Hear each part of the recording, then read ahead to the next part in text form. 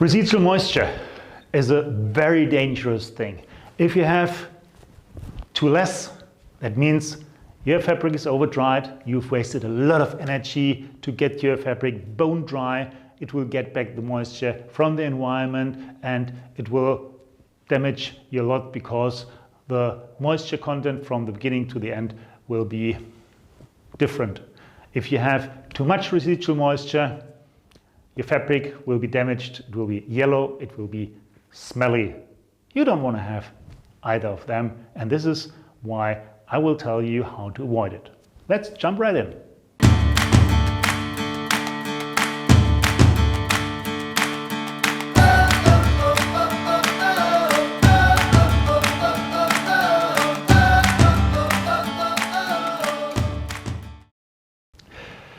Hello and servus from Bavaria. Welcome to the Marlow webcast, also known as the MCast. If you are here for the very first time, I invite you to subscribe to the YouTube channel of Marlow. There you will find constantly new videos about process control, about weft straightening, about all the things that might improve your quality in your production. My name is Stefan Kehry. I'm responsible at Marlow for the product management of textile applications. Today I want to talk to you about residual moisture. Residual moisture is an essential thing because it is linked to the stander, it's linked to the drying process, and it can really waste your entire production if you don't have the residual moisture under control. If you over dry the fabric, it will have a very negative effect for the next steps if you don't have it dried enough, and then the fabric will start to smell and there will be yellow patches. You want to avoid both of it, and this is why we'll dive into that subject right now. So first of all, I want to introduce the residual moisture, what matters about it. Then I will talk a little bit about the so-called safety margin, what you do if you don't know exactly what is happening in this black box, which is called a stander. Then finally, I will tell you a little bit the benefits of controlling a process, and finally, of course, summarizing everything, your advantages. Before we start, one question. Do you have a drying issue in your production? The question is very important because drying is more or less the most important thing in your entire production. Drying most of the time is the bottleneck of your production, and therefore it really matters whether or not you have a good drying performance. If you have an issue with it, just put it to the comments and we'll take care about it. We'll contact you and we might find a solution. So, what matters at the drying? The stander processes are like a black box because they happen inside the stander. You can't really see what's happening inside, you can't feel it, you can't touch it. If you would dry, you would burn your fingers. So you rather leave it untouched, yet all the processes need to be optimized. And you need to have a certain transparency to really identify what is important throughout those processes. And this is where the safety margin comes into that vicious game, because the safety margin is saving the day. This is what you believe. However, the reality is totally different. Whilst you think that the safety margin is rather making your fabric dry than moist, that it will turn everything to the good, this safety margin is stealing a lot of money from your pockets without you even knowing it. The safety margin makes your stander slower. It makes your fabric drier. It makes sure that you lose 10% at least throughout a year. And with a stander being the bottleneck of the entire wet finishing, This has a severe reason then afterwards. The solution that we offer is a finishing with all the sensors. We open the black box and we can identify with our sensors all the different subjects that are happening inside the stander. Here we are focusing on the residual moisture that we have produced at the very end of the stander in order to see whether or not we have a sufficient drying capacity, but not over drying it. The evil of the safety margin is based upon the fact that without knowing any reliable data, we might think before the fabric is still wet after the stander process, I rather dry it a bit more. Just do it a little bit on the extra side. That leads to two fatal consequences. First,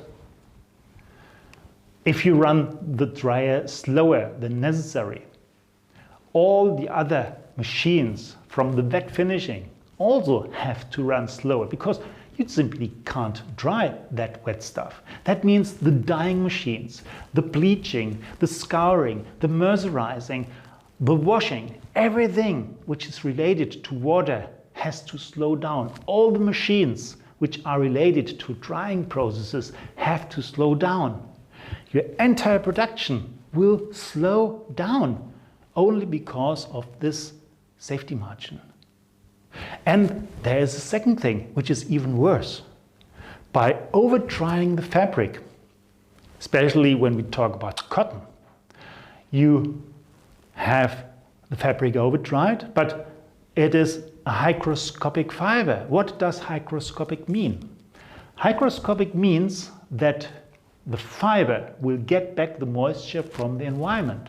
So the outer layers of your A-frame or your wagon will get back that moisture from the air. So they will have a normal leveled moisture content. However, the core of your fabric will stay bone dry. And what does that mean for all the following processes? Quite easy. If you have a padding process afterwards, the beginning of that padding process might have a leveled out moisture, but towards the end of the batch, this moisture content will be less and less and less and less. That means you have a gap, a balance between the beginning and the end of a batch of, let's say, 5 to 10%. Just imagine what that means if you have a cold pad batch process following. Then the color, the dye stuff consumption of that batch will be 5 to 10% less at the beginning than at the end.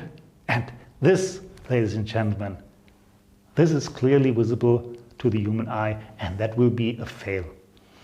So by really controlling the stander, you can control all the subsequent processes and you can control the entire wet finishing processes in your production.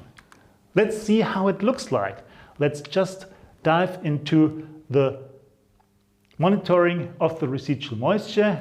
We do have our sensors over here which are monitoring the moisture, and we have different applications how to monitor it.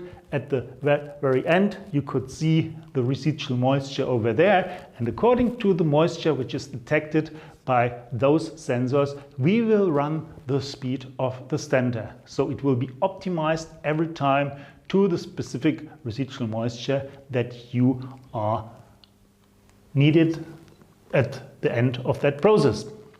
As I said before, we do have various applications, we do have very different designs, and you can choose whatever design is applicable for your specific application. The benefits are clearly a saving in energy, a higher production output, a constant reproducible result, You have more process capability due to the fact that the transparency is increased. You can speak with data, which is very important these days when we talk about Industry 4.0 or the Internet of Things. And most of all, you will save a lot of money. So, talking about saving money, the energy focus in your production, is it rather rising? Is it stable? Or do you think, okay, we have enough alternative energies that we don't care about the energy that much and we can drop the focus and shift it to something else? It would be very interesting to learn that from your side. Please leave it on the comments. Thank you very much.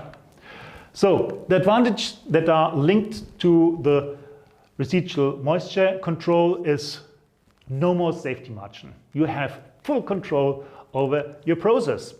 You can monitor and log the leads to a high transparency, and that means that you have a better relationship to your customer. You can show them directly what you have done in your production. That will build up trust and will lead to a very long and stable business partnership.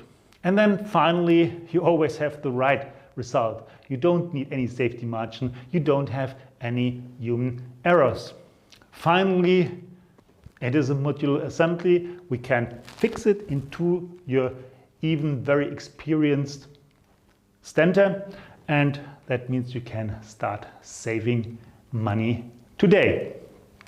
So don't forget to subscribe to our YouTube channel, as I said up front.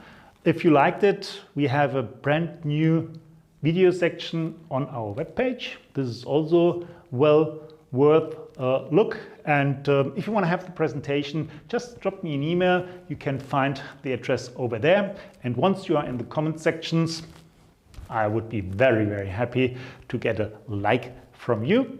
And otherwise, I hope that you really enjoyed the presentation and that you will be here as well with our other webcasts on that YouTube channel. Thank you very much and goodbye.